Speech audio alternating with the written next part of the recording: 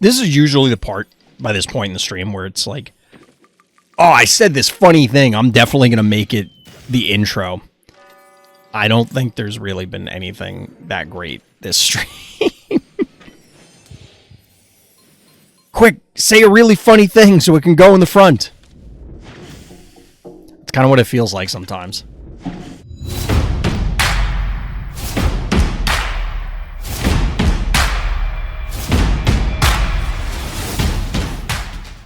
Welcome back, everybody.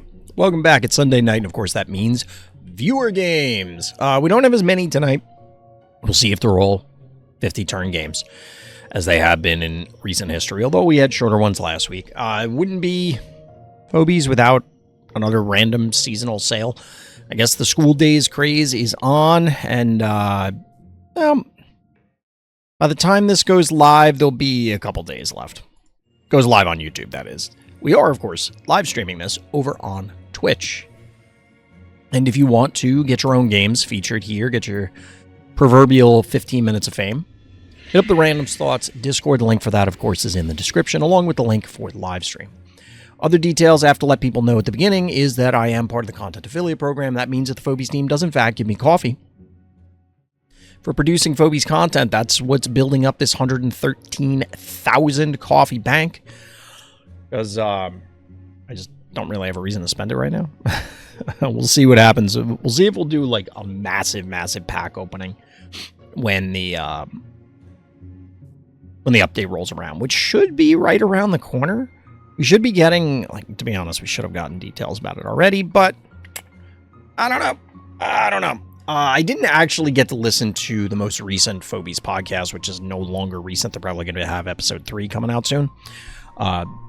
I didn't get to listen to it. I am remiss in failing to do so, but it is what it is. Mad at what's good? Have too much? I do have a lot. I just haven't spent it. So it's like 2 years of building up coffee, basically. Because I never spent it. Whenever I did my last pack opening video, that was the last time that I spent coffee. Because otherwise I don't spend coffee. Alright, here we go. Starting off with a quicker one. 19-turn game here. Dear H. Turn 13 is very interesting. The meal is cooked. You gonna eat? Dear H eaten? We're gonna learn today. We got a unicorn numbskull opener. We haven't seen this map in a little bit of time. It's been a little while. Not even sure the last time. What do I do in this channel? I don't know what you mean. Like, what do I stream? Is that what you're asking? Or I don't know exactly what you're asking me. All right, we're getting a double turret counterplay here via Stabby and Unicorn. I gotta be honest, I don't remember this map very well. Like, it's one of the newer maps, so, like, I don't know if, like, what the common openers are offhand on this map anymore. If I ever did. Gonzo Bonzo coming out. I don't love the, like, triple one mover, especially with one keys. We got Jill, Ted, and Numbskull. That's a lot. Feels like a lot. But it is double turret. They added a Gonzo, but you had to get the... I don't know. Like, this is just kind of weird to me. That's okay, Matt. I don't... If you're translating, as in you to me, do you understand English? Like, spoken English? I understand you're using a translator to do the text piece, but... Gotcha, okay. Well, feel free to ask questions. I will do my best to try and answer stuff. Obviously, we're going to be struggling a little bit with a language barrier, but it wouldn't be the first time. We've had a lot of people from all over the world come and hang out on stream for this game and for other games, so... for a while, there was a big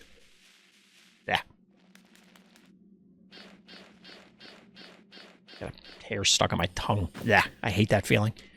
It was a big Italian contingent that would hang out. All right, so we got a Hevo 2.0 erratic as a response. I don't love the erratic into a tractor. This feels like it's just asking for something horrendous to happen to you, right?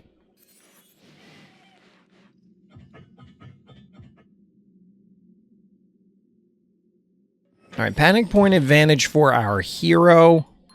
1, 2, 3, 4, 5, 6, 7. 1, 2, 3, 4, 5, 6, 7. Both players are maxed out, but I imagine this numbskull is not long for this world. 10 keys for dearh. We are closing in on the foretold turn 13.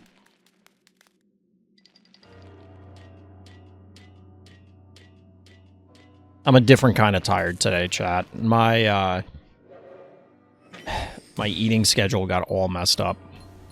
It got, like, royally messed up today, so I'm feeling weird. We get a yoink? Got a yoink. That's gonna let a few hits happen here, but nothing like...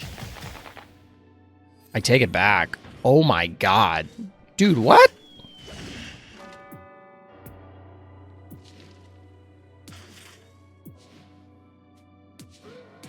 Okay. I was gonna say, like, I didn't think that erratic would die to that. However, maybe it does die on level, but we got a pretty decent level advantage here. Hero over bad guy. I was explaining the Phobies leveling system to somebody who is unfamiliar with Phobies. And, as you'd imagine, they immediately questioned the balance. It was awkward. Alright, so the yoink is down, but the boop is live. Oh, no. I think I know what's about to happen. Oh, man. You ever get that sinking feeling in the pit of your stomach when you're, like, you know something terrible? You're watching a horror movie and you know something bad's about to happen? This is about to be a bad thing for one of these players. Oh.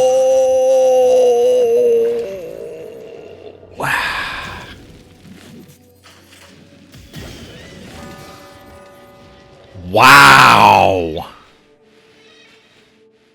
Wow.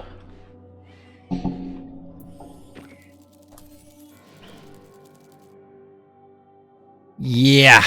That... Oof. Oof size large. Is how one might describe that. Bad guy gonna get some retaliation here, but, I mean... It's pretty brutal.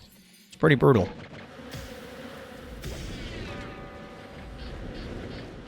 Now, our hero does still have a fair amount of work to put in here. 5 keys remaining, but bad guy also has 5. Some important assets, notably Hero Hevo 2.0 and a tractor were lost. We'll see what we can get here.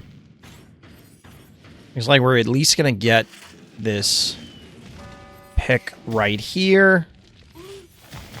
Are we going to get the gun? Wow, we're getting the Gonzo too. Yikes. Pretty solid turns here. Not to piss in dearh's Cheerios too much, but it does appear that there's a slight level disparity. It does appear that that could be playing into some of the occurrences. Hashtag just saying. You review games of followers? Yes, but there is a queue or a list. It's in my Discord. So I go by that list every Sunday. Every turn since that one debilitating turn 13 is kind of like everybody's swinging for the fences, but our hero does have the advantage in this scenario.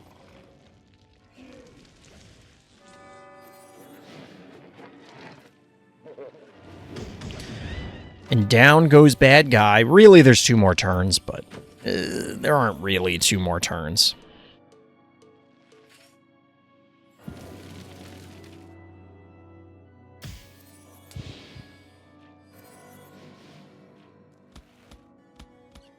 Pretty well played, dearh. I mean, level advantage aside, pretty cool plays. Pretty cool plays.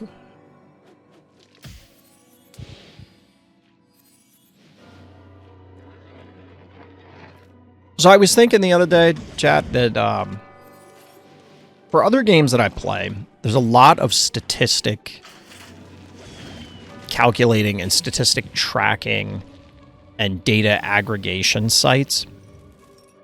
GG, dearh.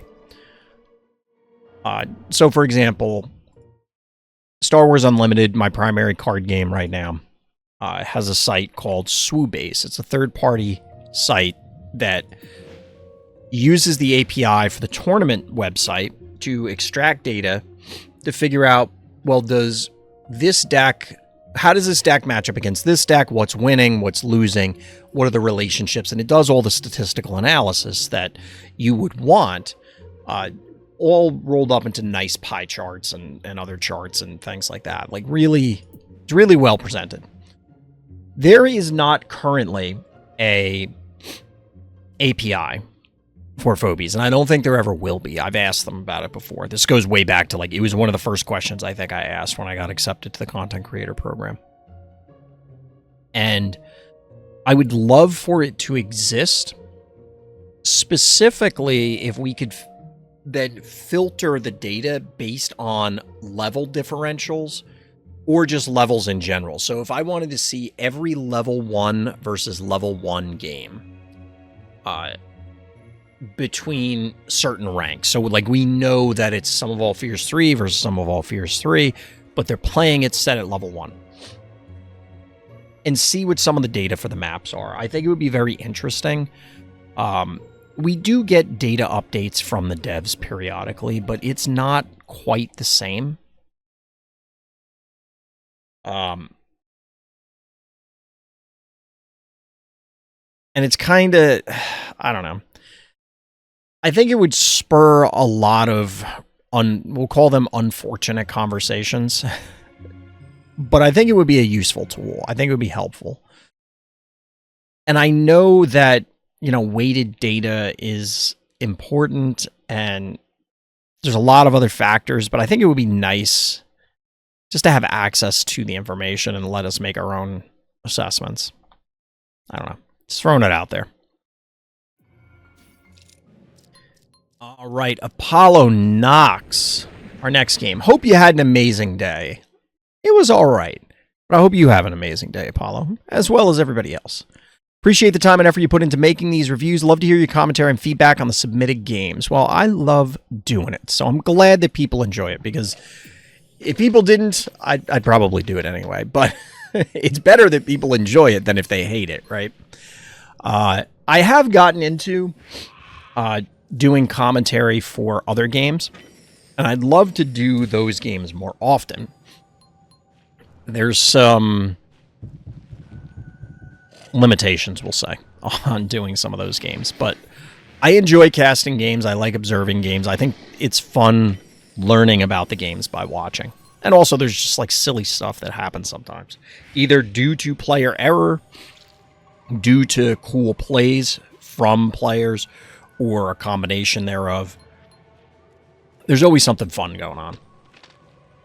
But speaking of fun, we've got Finnegan Noxious here to counter the Alistor. Notably, Alistor showed up in a series of posts on the official Phobies Reddit where I think it was all the same person. There were like 80 posts going up asking about and trying to generate discussion about specific Phobies. Paddles also among them. And I think they were all created by the same person. And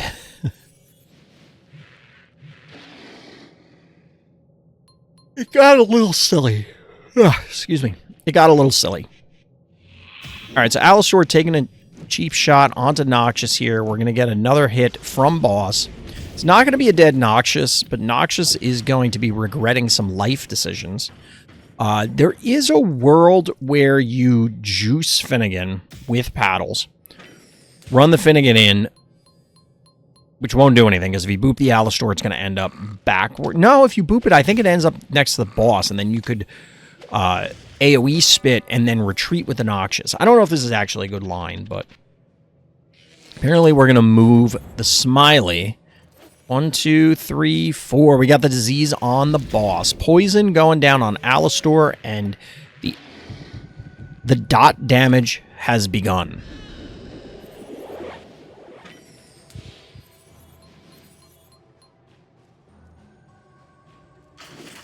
I still believe one of the cooler effects, like visual effects in the game, is if you have a phobie that's simultaneously diseased and poisoned. I think it just looks really cool. Like the skull and crossbones thing, when it flips between purple and green. I don't know why, but it's just like mentally pleasing. We do get the cure in the form of Muffin going down onto Alistor. Unfortunately, for bad guy, it looks like that Smiley is going to live. Which, it ain't making it to anything else. Oh, man. I didn't drink enough water today either, chap.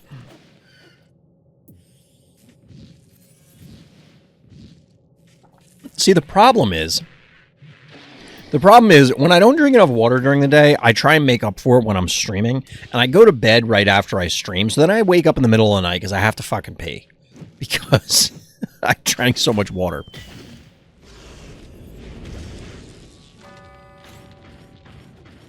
The Roman Empire fell in 1806.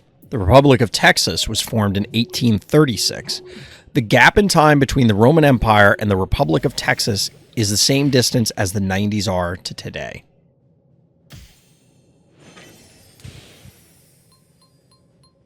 I don't know why. Maybe it's because, like I don't know if those dates are accurate offhand.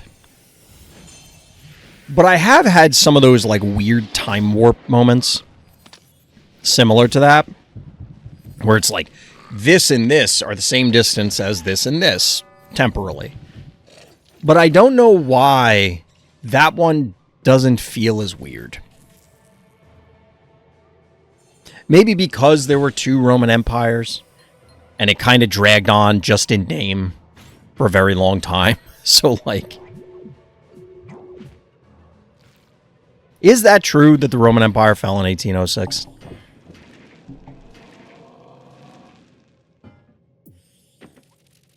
And did you look that up on your own? We're going to Google this after the game. Actually, we could probably Google it now. We still got 12 turns. Oh, we got Akira. All right. Well, we know this game's going on for a little bit longer. All right. Roman Empire end.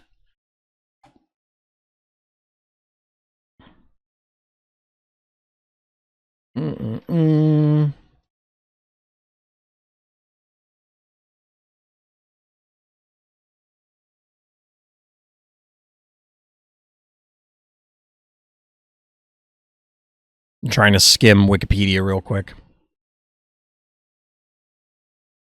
Because the 1806 date does not sound right. The Western Roman Empire 100% was gone before that. The question is the Eastern Roman Empire still around? I know we don't have sound. I'm sorry. We have to do this. This is an important... I could... Yeah, the one that always gets me is that someone in the 90s would have seen 1/3 of all American history. Oh, someone in their 90s. Okay, I thought... In my head, I thought it was, like, in the 90s, and, like, that doesn't make any sense. But, someone in their 90s. Okay, that's a little more reasonable.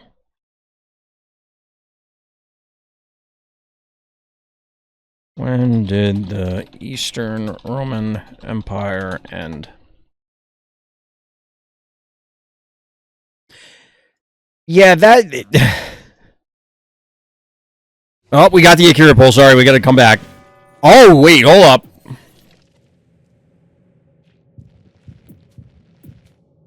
Sorry, Apollo. You're giving me all these compliments about about doing these viewer games, and then I'm spending 80% of this trying to figure out when the Roman Empire ended.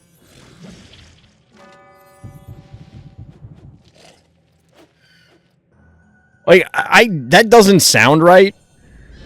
Wikipedia is saying it ended in 1453. Is that right?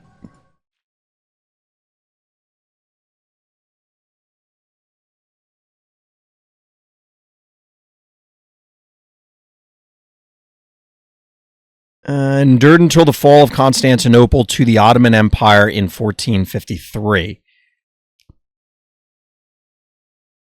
So what Roman Empire is it referring to? Well, the Holy Roman Empire. Okay, now we're like... we are becoming the meme. When was it last year when that meme was a thing? It's like, how often during the day do you think about the Roman Empire? And, like, I guess I technically think about it a lot, but not in terms of, like, the Roman military prowess, which is what I think the implication of that meme was.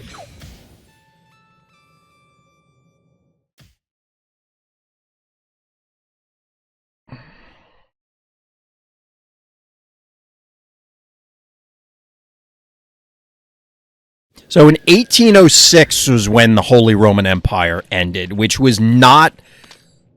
which does match the date that you originally said, but that is absolutely not the Roman Empire that I was thinking when you said Roman Empire.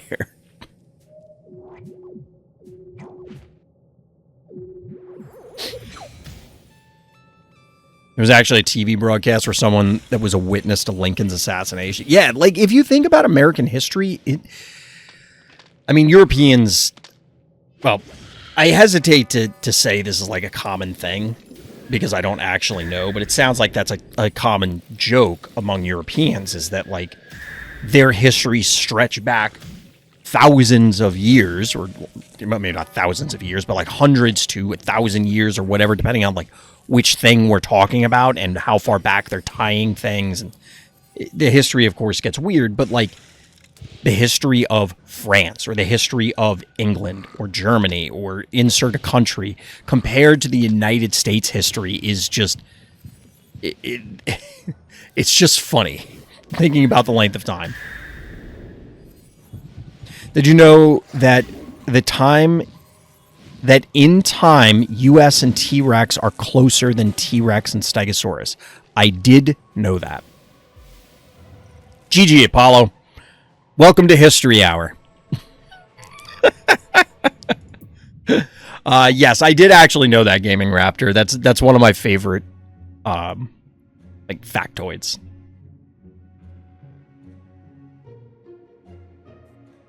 Time is a funny thing. Where, like, past a certain point, it's just like, well, that was a long time ago. Oh, us. Also true. Us being humans, also true. But time is a funny thing where, like, past a certain point, it's like, that was a long time ago. And then it's just one of those things that humans do where it's just... your brain doesn't deal with certain levels of numbers very well, because at a certain point your brain's like, yeah, it's fucking whatever, who cares? It's a big number. Or it was a long time ago, or it's a long time from now, or something the equivalent thereof.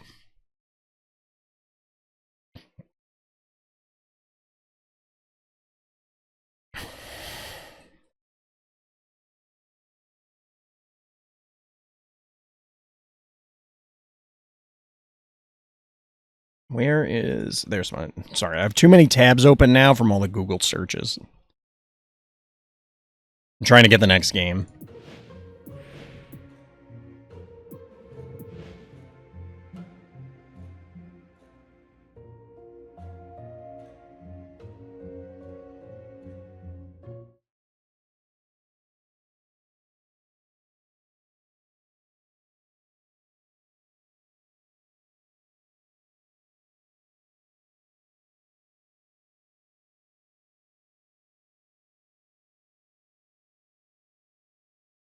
Sorry, I needed to check something because it was bothering me.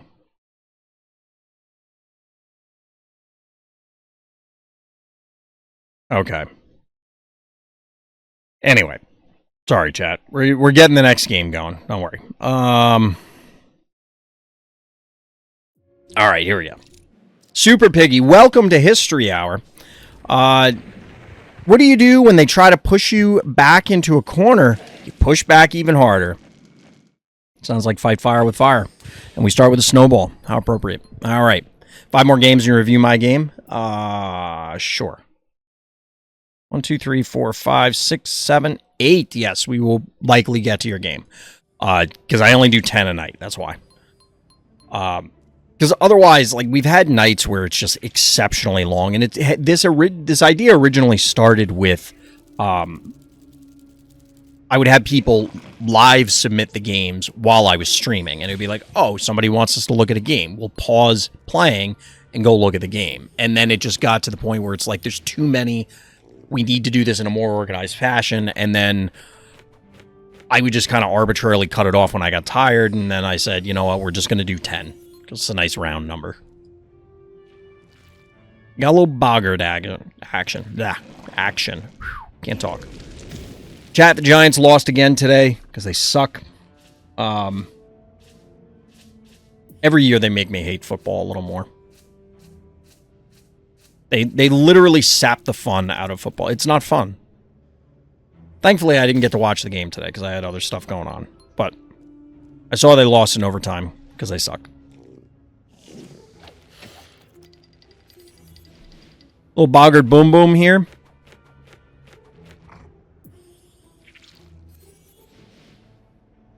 Rip Giants, yeah.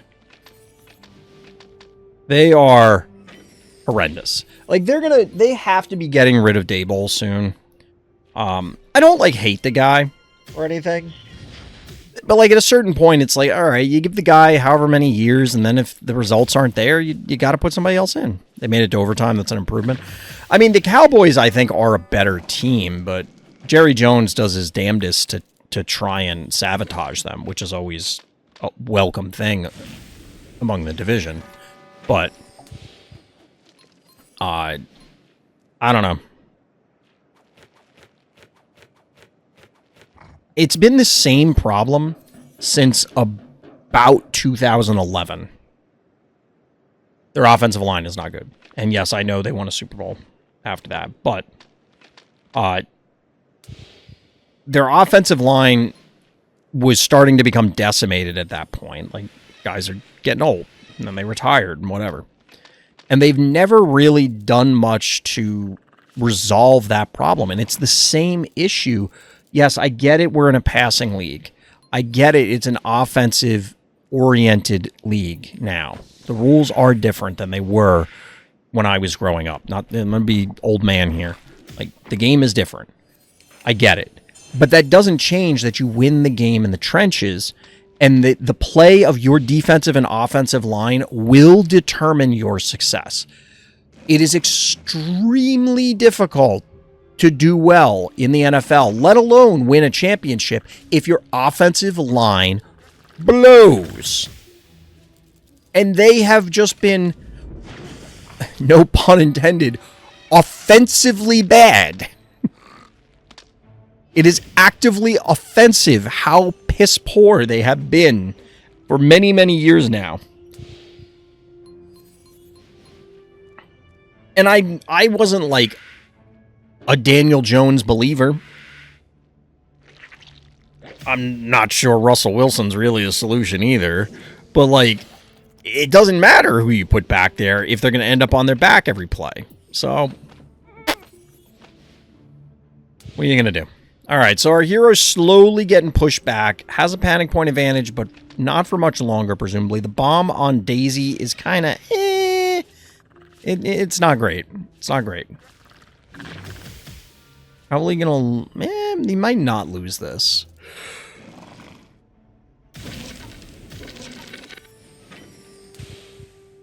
This is a little weird from Bad Guy, because I feel like...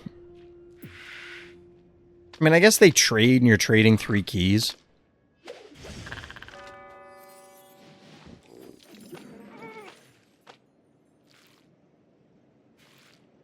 I feel like the Packers have been the mid-boss you have to beat to make it to the playoffs for a long time, too. There's a lot of weird things that go on in the NFL. Like, I think it's strange to think about how strong the Patriots were for so long. And, like, I am still a person that says that Brady is not the best quarterback of all time. I don't think he was even the best quarterback at any point in his entire career. Like, I don't think he was the best quarterback in the league, and there are plenty of years where you could make an argument that he wasn't even a top 5 quarterback in the years he was playing. But one thing that he did do is he would allow for the front office to be able to get other players to put around him.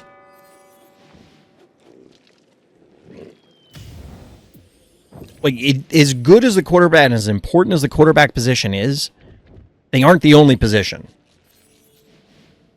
So you need assets at all those positions.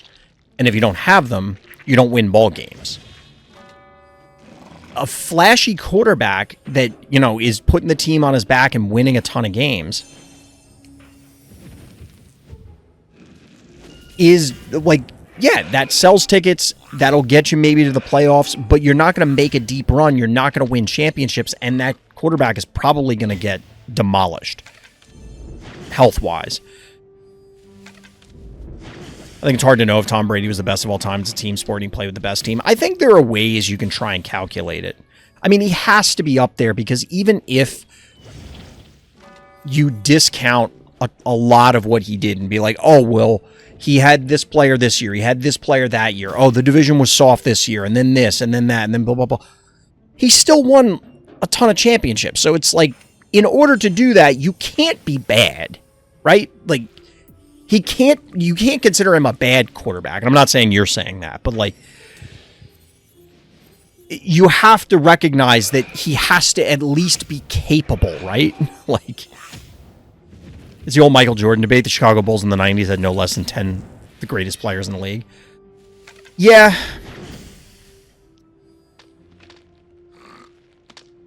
Here's the question. What about Wayne Gretzky? So I actually was trying to look up Magnus Carlsen's win rate for a different discussion. And I never could find anything. Well, not never, but like I only searched for a few minutes. I couldn't find the information I was looking for to like in a concise way.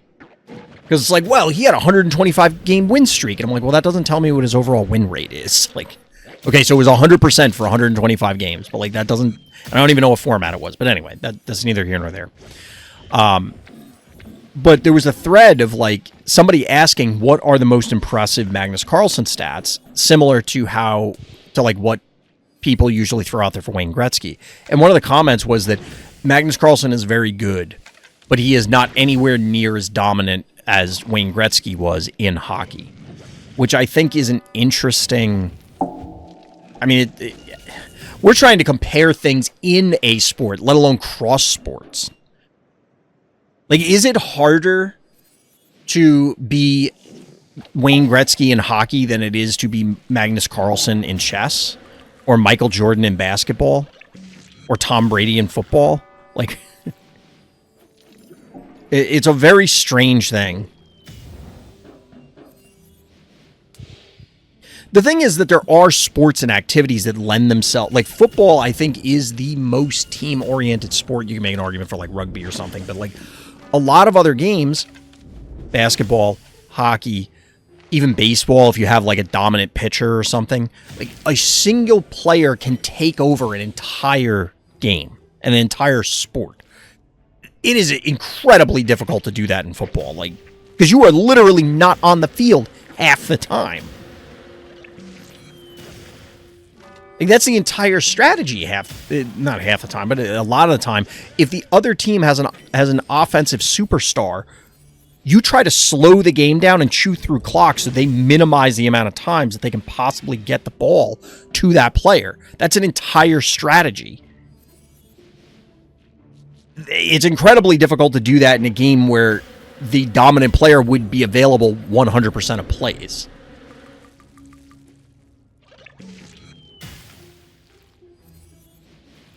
Sorry, Piggy. We're all over the place now. Who is the Magnus Carlsen of Phobies, chat? There you go. We'll bring it back to Phobies.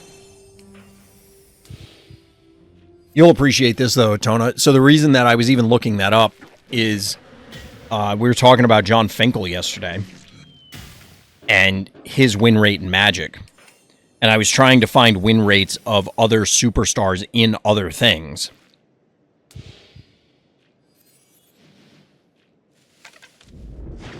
Have you seen the videos of physicists analyzing baseball? It's really interesting. They think the pitchers have basically hit the upper limit because more torque would be required for faster pitching. You couldn't do that without literally breaking limbs and stuff. I think they underestimate the power of Batman-style venom. Like, GG. Well played. Like, now we're getting into a... Like, what was the game? Base Wars on NES, where they started having robots. And I'm not saying, like at some point, are we going to get to where we have hit the peak of human physical prowess? And then the next step is, well, do we do human enhancements? Like, is that the thing?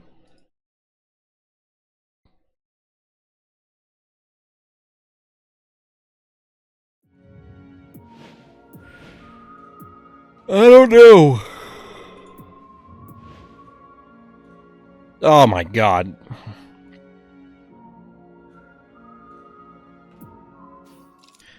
Alright, nuclrrardeath. Going up here against a bad guy on night shift for a 42-turn game. I should have saved all the additional conversations for this game because we're going to be here. There are no notes, by the way. nuclrrardeath here is just like, alright, fuck you guys. Good luck. That's basically what happened.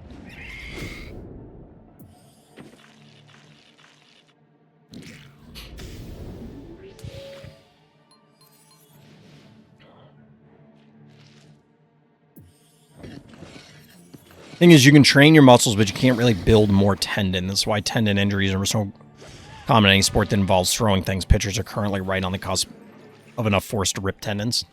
I mean, there's a reason why they have to rest pitchers and things like that. And you can seriously hurt yourself. But the question is, let's say tomorrow that you could do an artificial implant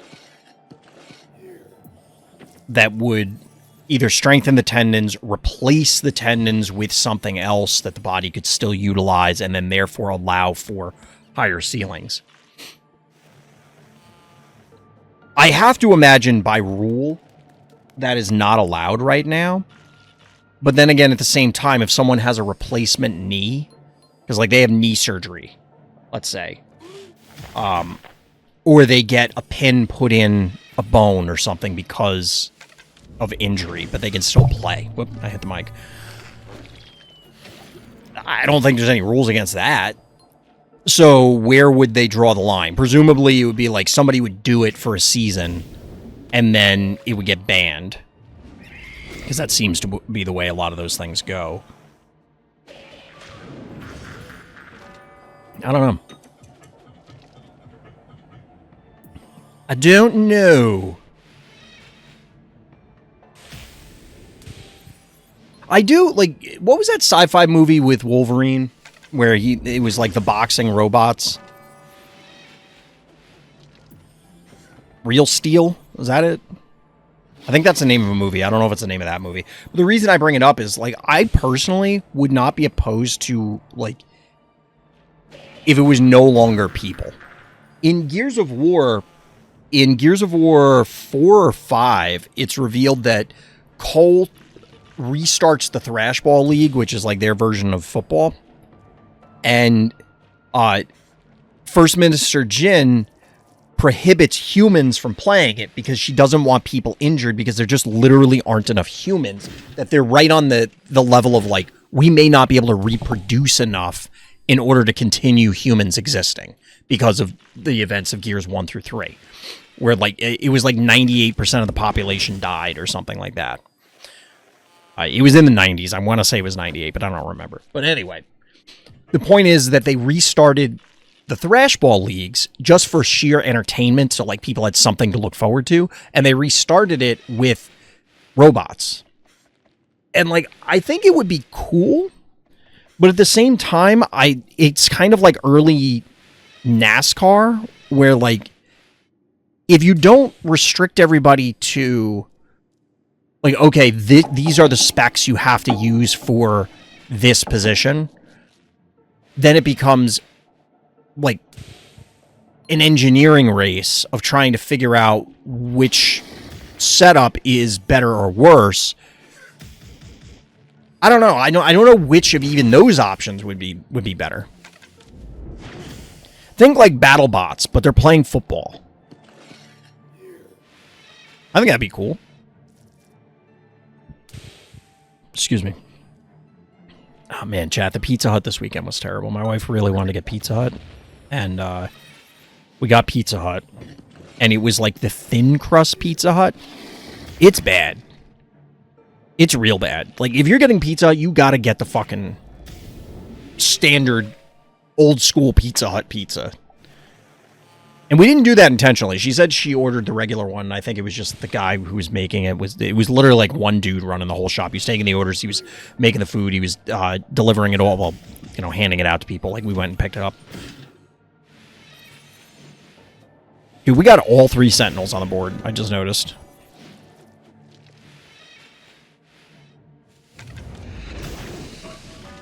Ugh, you hate to see it. Way to go, bad guy. You learned your attractor problem here.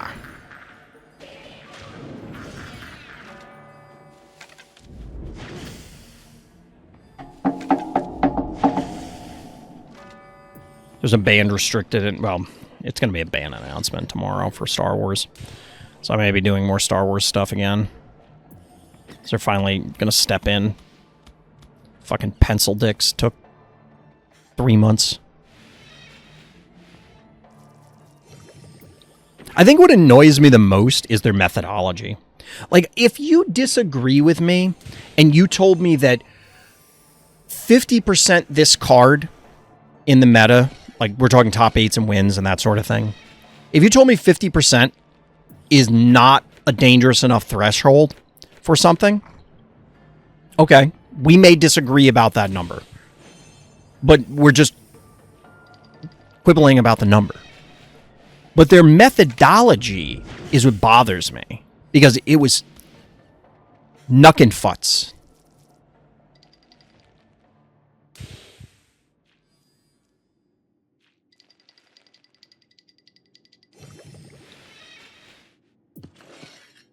Yeah, we are all over the place tonight. We are like wildly off topic on everything. Speaking of off topic, since we're already here, I was going to post this question in Discord, and I kind of need to. How would people feel if I just did a toy stream? Like, I'll set up my camera over here where I have a table set up, and just kind of like literally just sit there and mess with toys for like a couple hours. Do toy photography.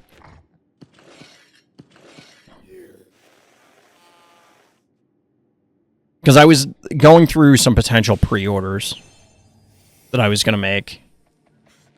And the thought hit me. I'm like, you know, I've shown toys on stream before, but I wonder if I could do an entire stream about it.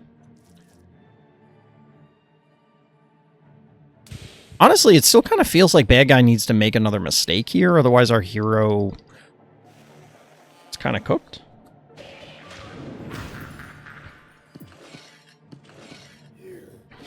Yeah, I figured they'd drop a block.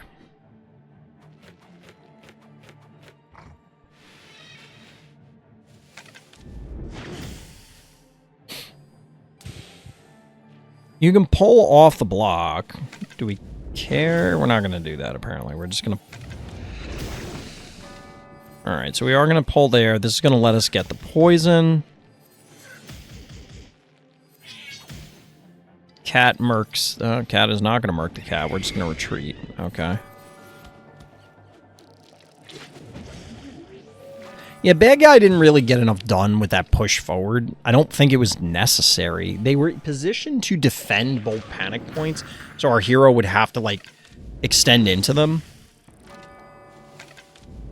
You know, like if you swung the spider down to the bottom panic point, you pick it off with the Inoculus and then reclaim. If you push the top one, you had the bow mangles and the cat up there in order to fight it, and then, like, I don't know. There was an argument that our hero could push up or just pull directly off of the heart and then pull everything into range and cause problems that way, but eh. Now our hero has the panic point advantage. Bad guys down Phobies, and there's a Benny, which means that it's just going to be extremely challenging to try and break this position.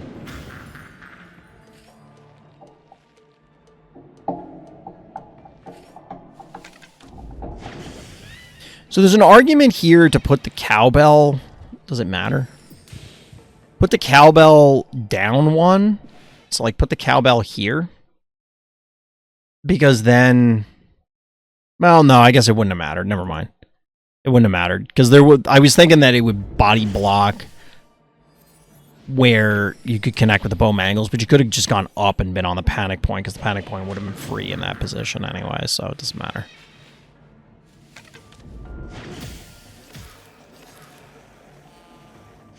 Squish of the Benny.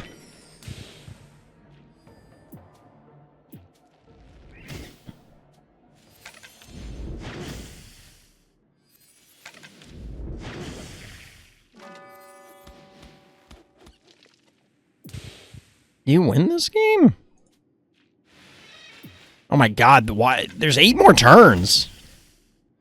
Why are there 8 more turns? Does the Inoculus one-shot the attractor? I assume not.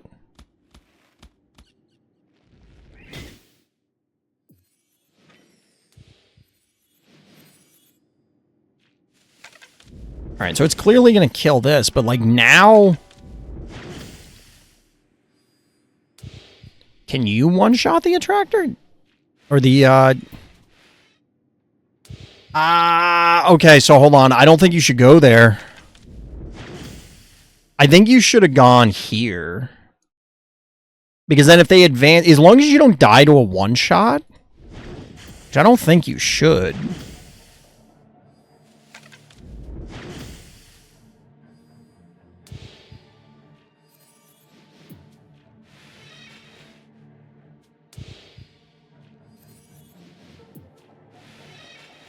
Like, because your heart's gonna die, isn't it?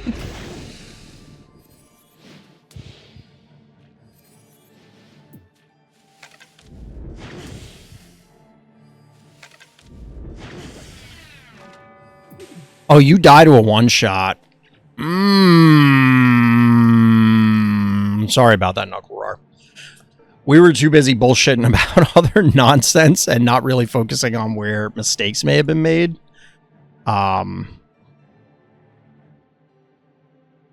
The main thing, to be honest, at the end of the game, I don't think I would have overextended that cassowary and just left it back.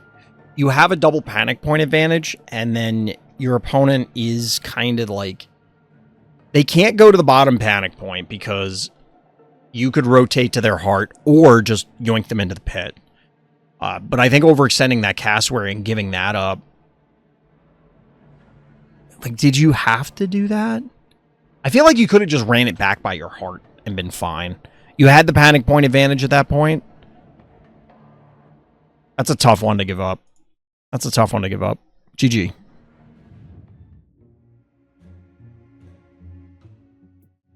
I kind of feel bad. Because it's always important when people submit a loss.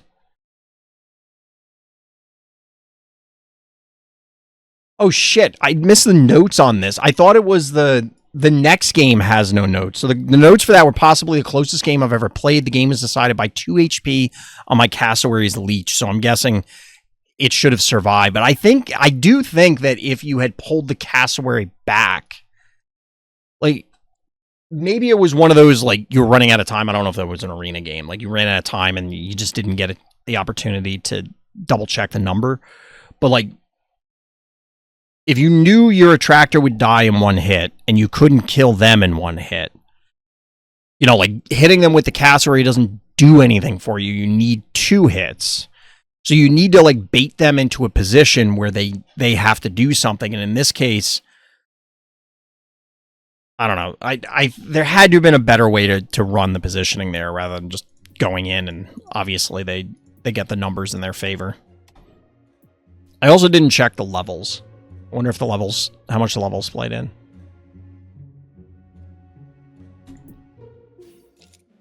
All right, so I missed the notes on the last one, but this one on transaction decline, there are no notes. Killerfrost, our hero. Let's see what wildly off-topic thing we're going to ramble about this time. I guess I might as well continue about the ban discussion, which, I don't know. I kind of hope, because it'll be very funny to me, because there's a very obvious ban.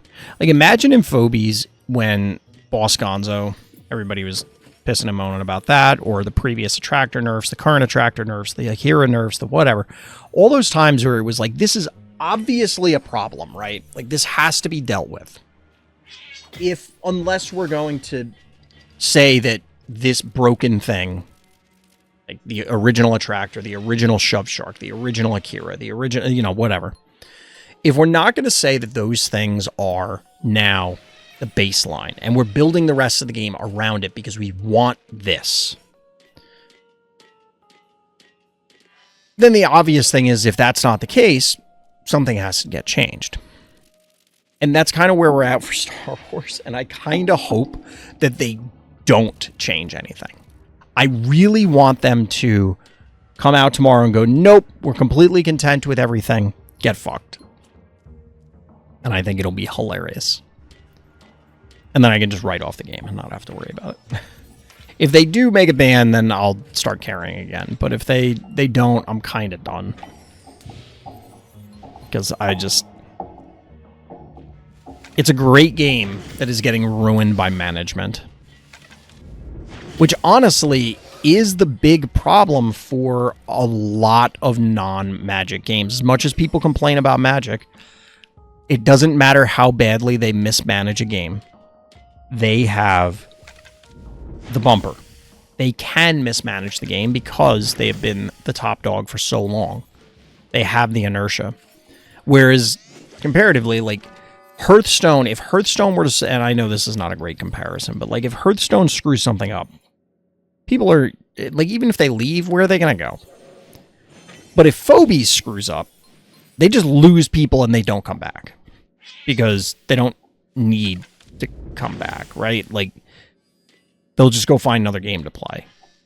It's not as though Phobies has this stranglehold on this genre in this market. Also, I don't understand why we have dueling inoculi and halfies here.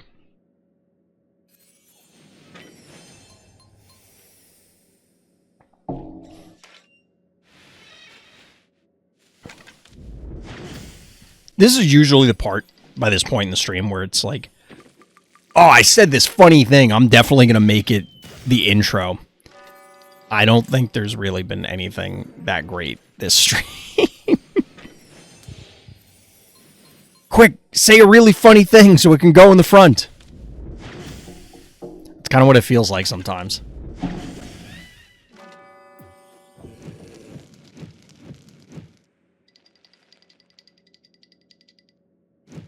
Alright, we get a boss.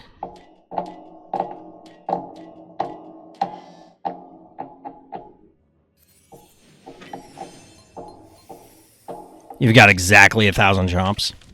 A winner is you. Don't spend them all in one place.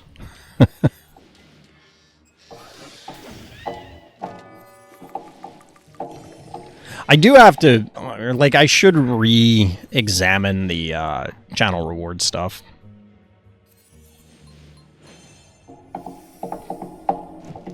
I saw Matt was having fun with the random toy earlier, but I haven't put new toy pictures up in a while.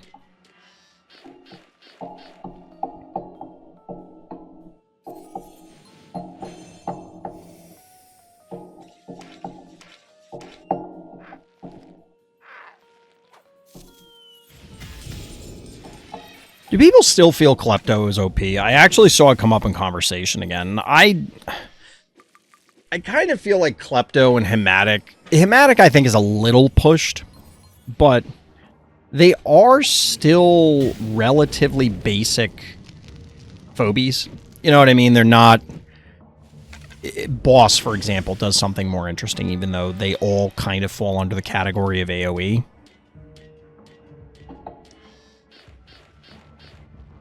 And I wonder, similar to what I was saying earlier about, do we need to determine, well, we need to determine what is considered a pillar. Like, what are we basing the game around, and what are we saying is above or below that waterline? And personally, I think Klepto is very good. It's pushing it a little bit, but I think it's fine to make Klepto one of the, like, you must be this good to be playable things. Klepto is probably my main lobber right now. It will be your main lobber. Like, don't get me wrong, other lobbers, say Hevo 2.0, Spud, whatever, like Spud is your cheap option. Hevo 2.0 is primarily there for the boot, but it also just happens to be a lobber. Really? You wanted to kill Haffy that bad? I guess our hero can't really retaliate effectively here. Like, are you gonna jump scare or something? What are we doing? This game ends in 3 turns. How does that happen? I guess the panic point advantage isn't our hero's fate. Whoa, what? Huh. So...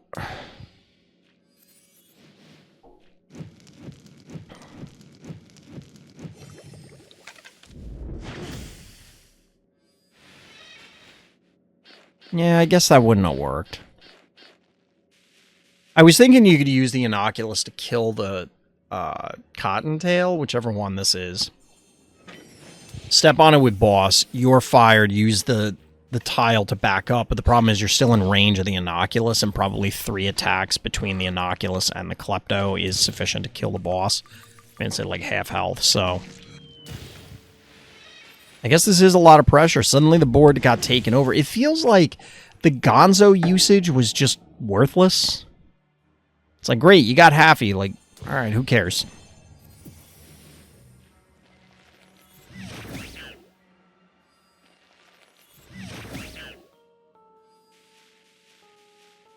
The boss seemed like an interesting idea at first, but you also have 3 1-movers and an 8 key here.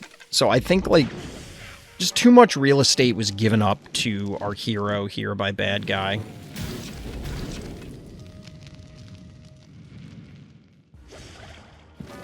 You're fired. Not quite enough. GG. Well played. GG.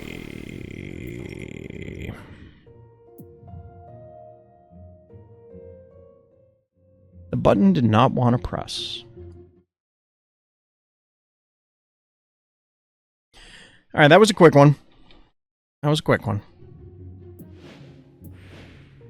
We got 1 game, and then Matip, and then we got another dearh. And that would close out the queue.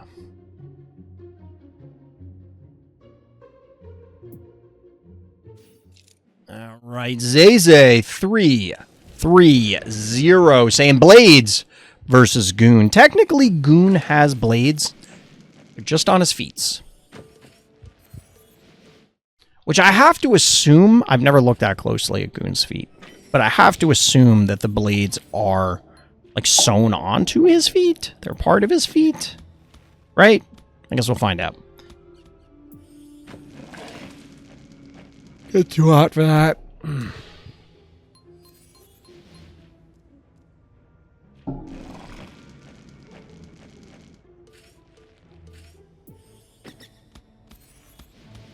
Yeah, I'm kind of disappointed in myself, chat. I had wanted to get my own game that I had been designing out into the Discord by end of August, and it just didn't happen, unfortunately. Real life stuff got in the way. We'll see if I can do it by the end of the year. At this rate, I doubt it. I gotta do, like, a lot of real life stuff, even before you consider, like, oh yeah, the holidays, oh yeah, a bunch of birthdays, oh yeah, all the shit that goes on at the end of the year. You gotta do some job stuff, like professional development sort of things, that kind of stuff. Do trainings, all that kind of crap. We got a tick. We got a spider. Got all them creepy crawlies.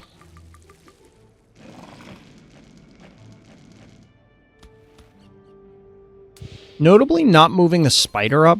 Like, the spider could have moved... One, two... The tick could have been up a little bit more, but the tick, I think, could have died to a dive. I don't think the spider could die to a dive, but maybe it could have.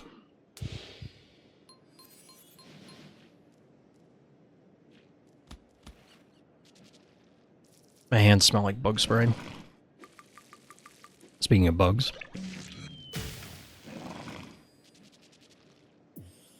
Doesn't do a damn thing. Still getting eaten alive by mosquitoes.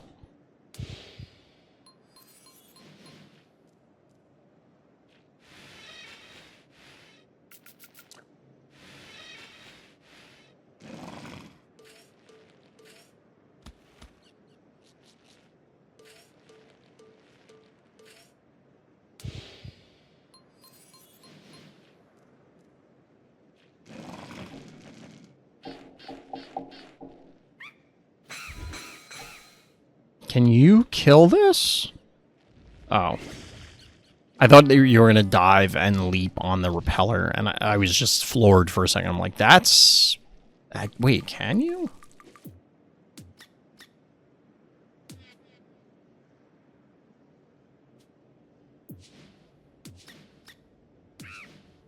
I wonder if on level this would have gotten it.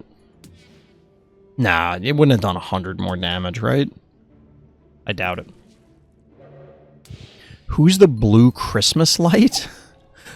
Do you mean Tick? That's the only thing you could possibly mean, right?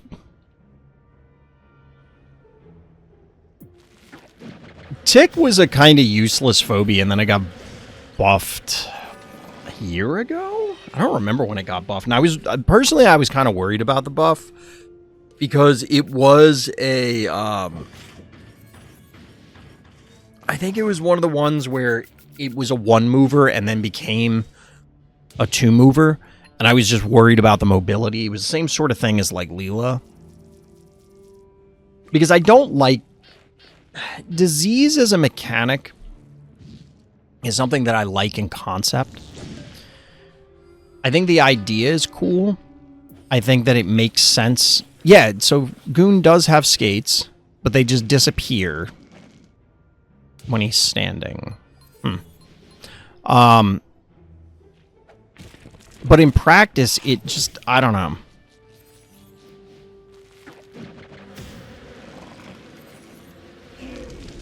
I don't know that it necessarily enhances a lot of gameplay.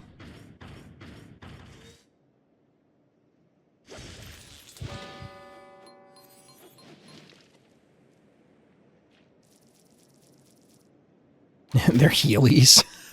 I guess, yeah. Blom. So wait, what was the...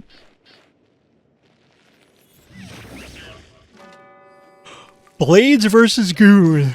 So I guess it's the... Sabian?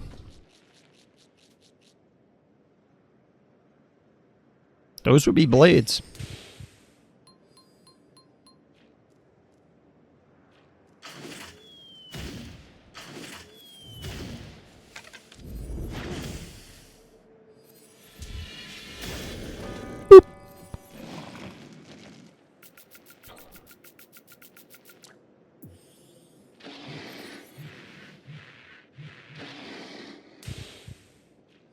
One, two, three, four, five, six.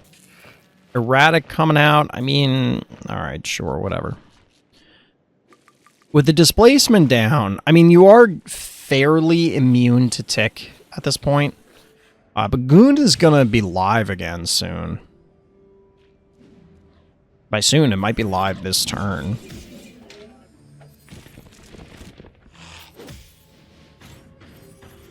That sure looks like a dead Jin Sting. Oh my god, it's fired 4 hits. Wow.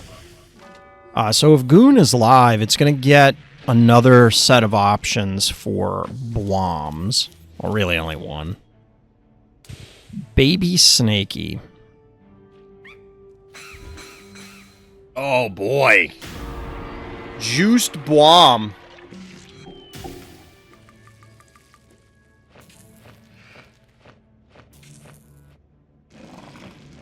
It's not really where you want to be.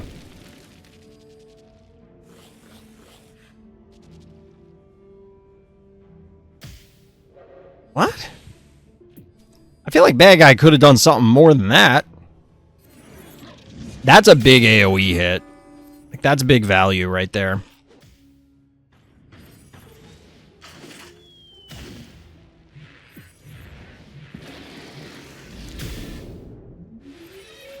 Boop? Oh, Boop might not be up. That would have been a pretty sick Boop. You get the kill, you kill the snowball, you push the tick out.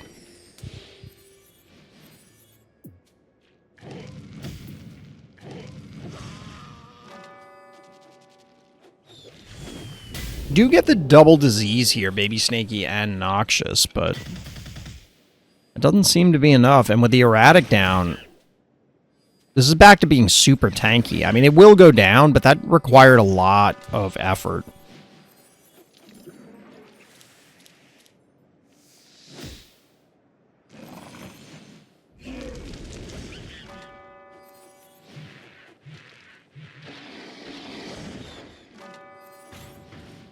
Well played. Well played.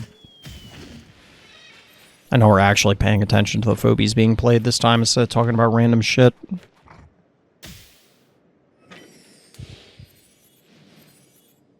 Based on... Why? Okay, sure. You get the bomb, but like... You're gonna drag this game out another turn for no purpose.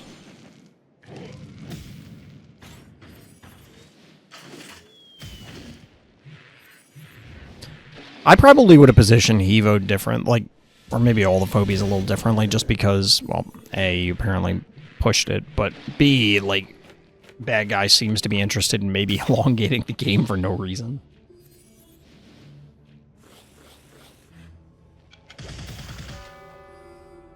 Bean maxing. I mean, it is technically better to do it, and realistically, I think the extra minute or two that's required of, like, adding the extra turn on is probably in the other player's best interest. You know, like, one extra minute versus getting in the queue 1 minute faster is not going to meaningfully change things for them. But that doesn't make it not incredibly irritating. It doesn't make it not stupid. All right.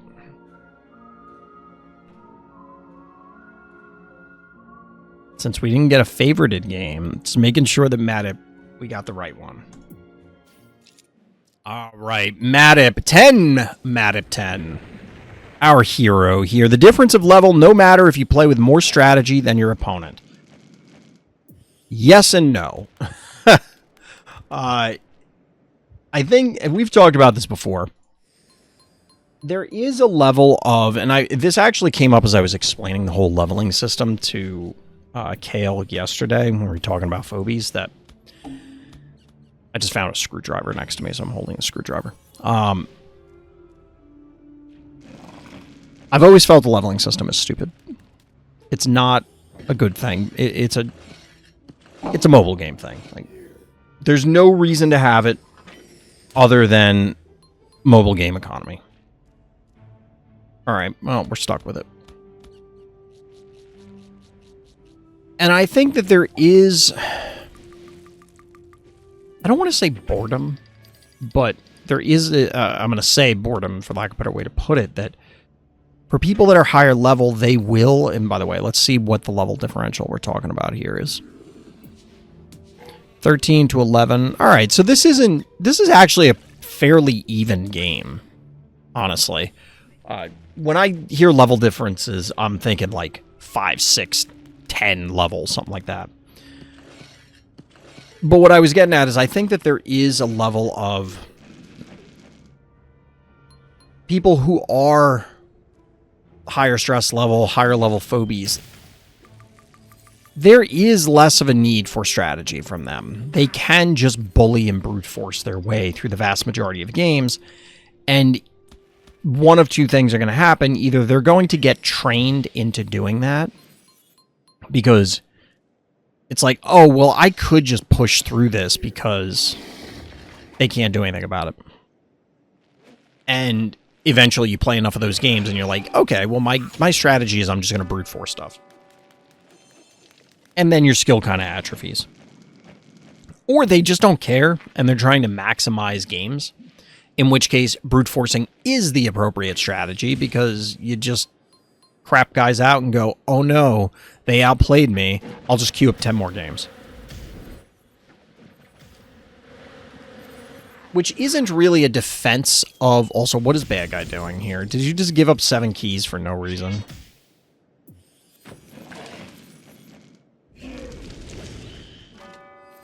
Brutal. Pterodactyl.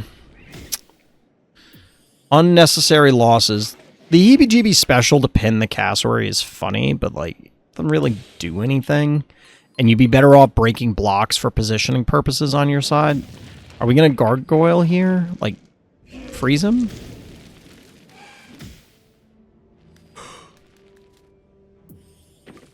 I think bad guy only attacked once with that gargoyle. Okay, we're repositioning for some reason.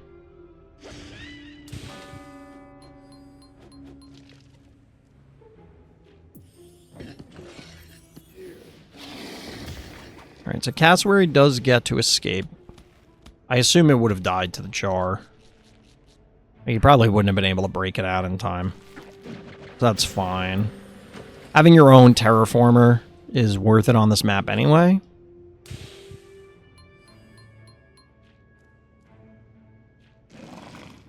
I feel like Bacillus spots have gotten more prominent. Like, they recolored the spots to be more obvious. I don't know. Mummy, huh? I do like burrow on this map because you can get people sometimes, but it's very uncommon. It's very uncommon.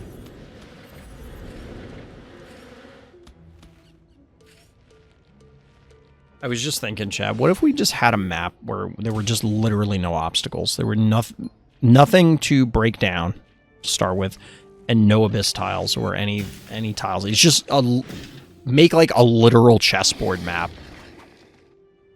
Have some panic points and just be like, get them. Gonna lock down the middle. Locking down the middle.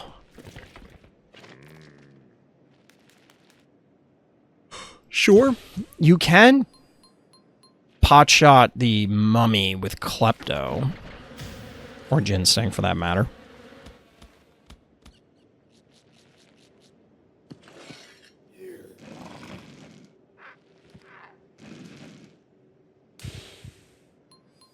Which might have been worthwhile anyway, simply because then the mummy cannot burrow through.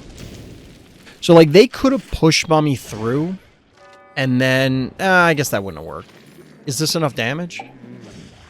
Oh, it's enough damage on its own. Yikes. And now there's a mini-made. That's a big bully. And the boss.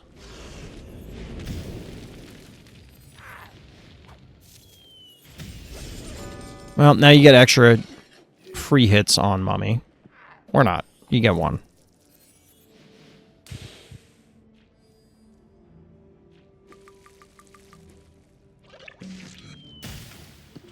Dude, I just hit the wall. I don't know what happened. Literally a wave of exhaustion just hit me.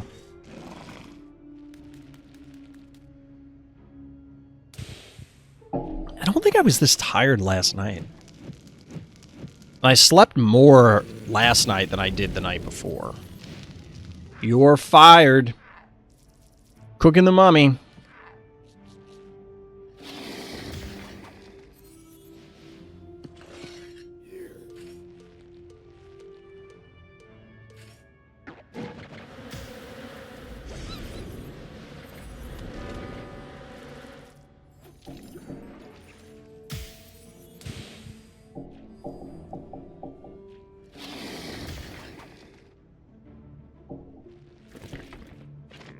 I thought for a second they were going to dive the boss, and I'm like, this is not going to work out for you.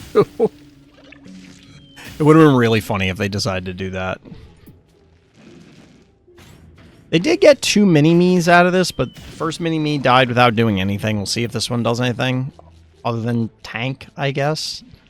It does chew up like this. You could look at Mummy as a weird version of the Collector, in that it kind of steals actions, but you don't get to choose which of your opponent's phobies it steals the action from.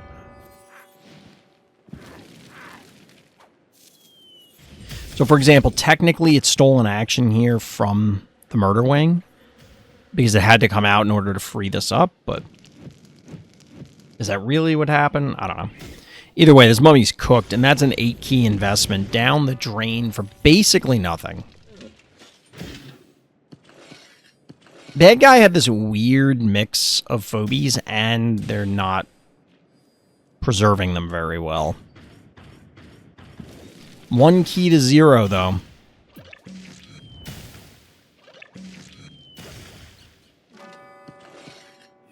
In Bad Guy's defense, our hero's team is kind of beat up. Like, the Klepto's not in great shape. The Gravedigger's not in great shape. Bad Guy's team isn't very well off either, I guess.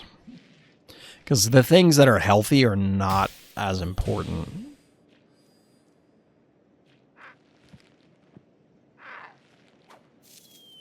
That looks like a dead jar.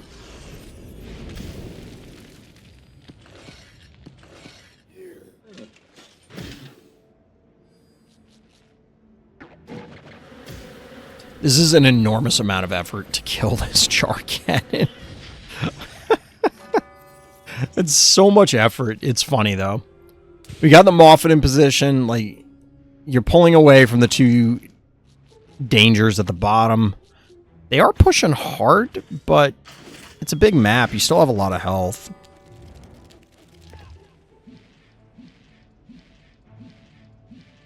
That being said, this could get tight.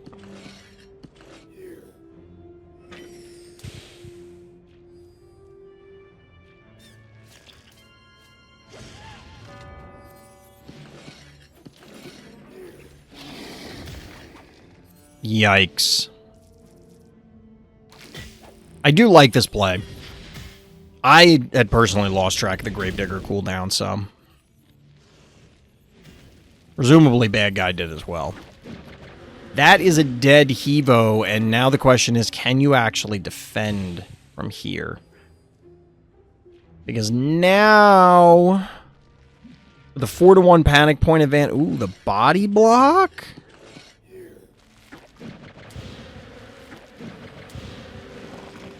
That's actually kind of scary.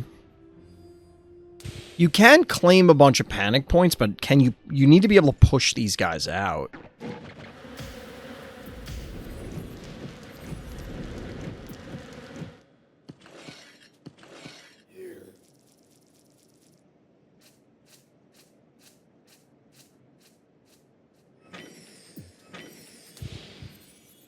All right, hold on to your butts.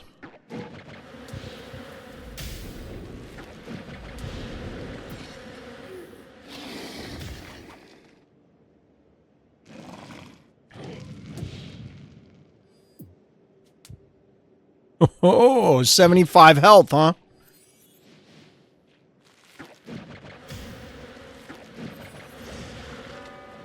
This is a close one. All right, we get the body block out.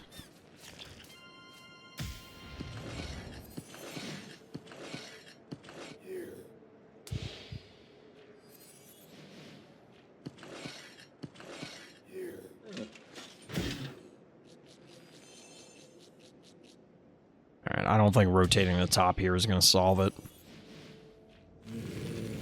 You're fired. You got to kill the Jinn Sting, but that, yeah, it's never going to live.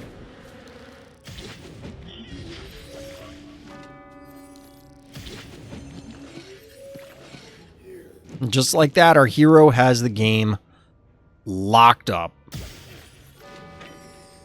Only Gravedigger alive, poison, standing on fire, and nowhere near the heart. Bad guy.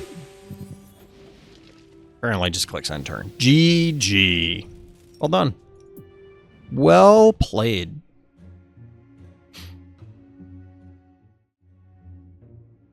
Alright, chat. Last game of the evening.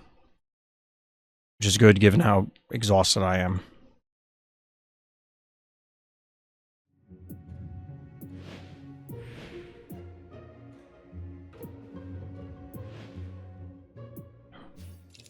Alright, a quicker one on Phobopolis. dearh, don't know what was my opponent's strategy to begin with, but got two very powerful attacks. Okay. I guess we'll see what happens. I think I understand what you were trying to say there.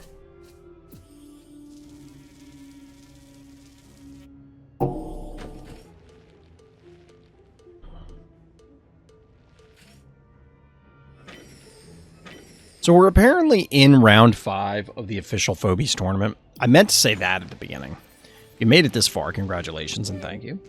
My nose is so itchy, chat. Like, I need to trim my mustache. It is so itchy. It's killing me. That's why I keep grabbing at my nose, because it's itchy.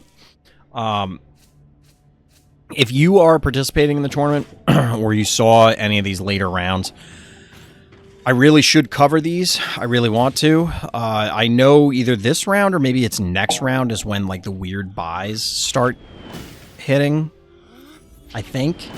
But if you see any cool games from the tournament, let me know, and I'll record them offline. I think it's good to give attention to this. I think that more could be done by the first party. There can always be more done. I just don't know if it's their problem.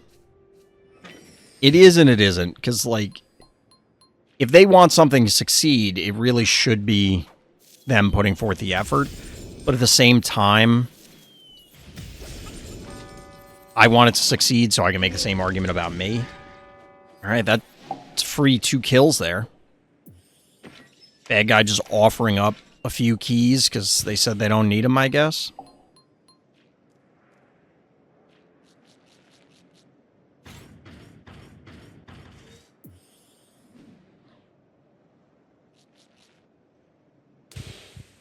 In a higher level game, that's just like game over, right? Because the tempo loss is just going to be too much.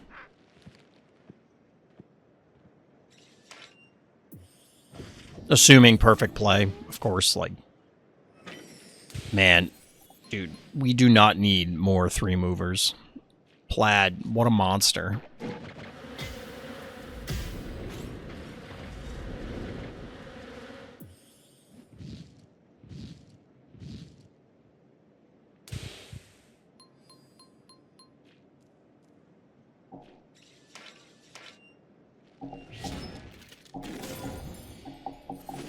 I'm very curious what the unique, like, net new ability will be in the next update. Because we tend to get brand new things each time, right?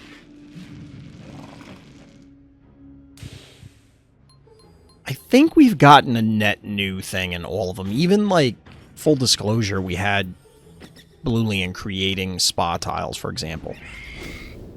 You know, like Attractor and Repeller were expansions on existing ideas, but Bluelian and Greylian, we had Switcher U, and we had the tile creation. Where the fuck is bad guy doing?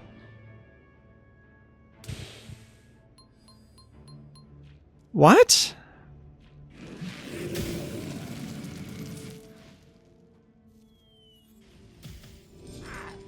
Yo, dearh, did you, like, pay this guy? What the shit is this?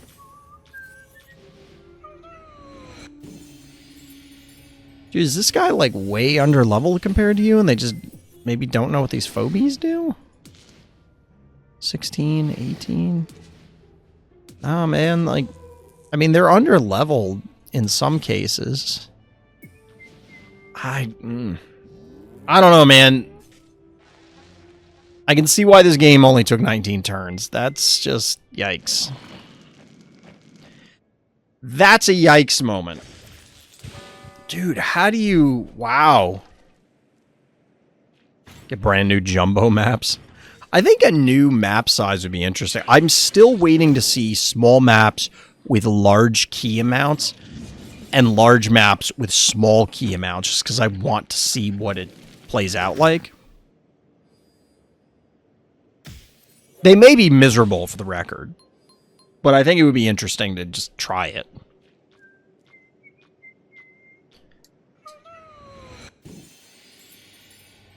But they have introduced a lot of new concepts through each patch, and I'm very curious to see what the new ones will be. It could be anything. It could even be a phobie.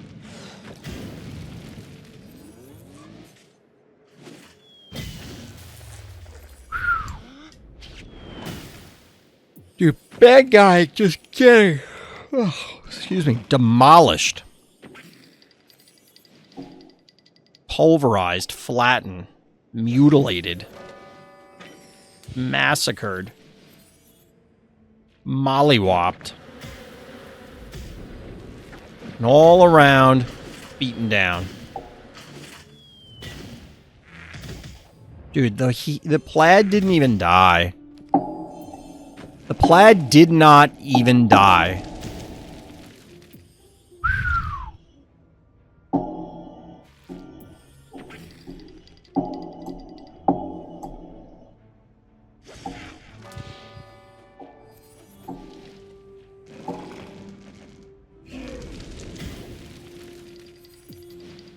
The scritch just kind of feels like almost an insult. Look at this bomb, dude. Come on. Come on. Pac-Man maps that wrap around. That would actually be kind of cool. But they do have this motif. Maybe not motif, but like aesthetic of the sides being, you know, like you can see around them, you know what I mean? Like they're these floating landscape sort of things. Dude, the plaid didn't even die.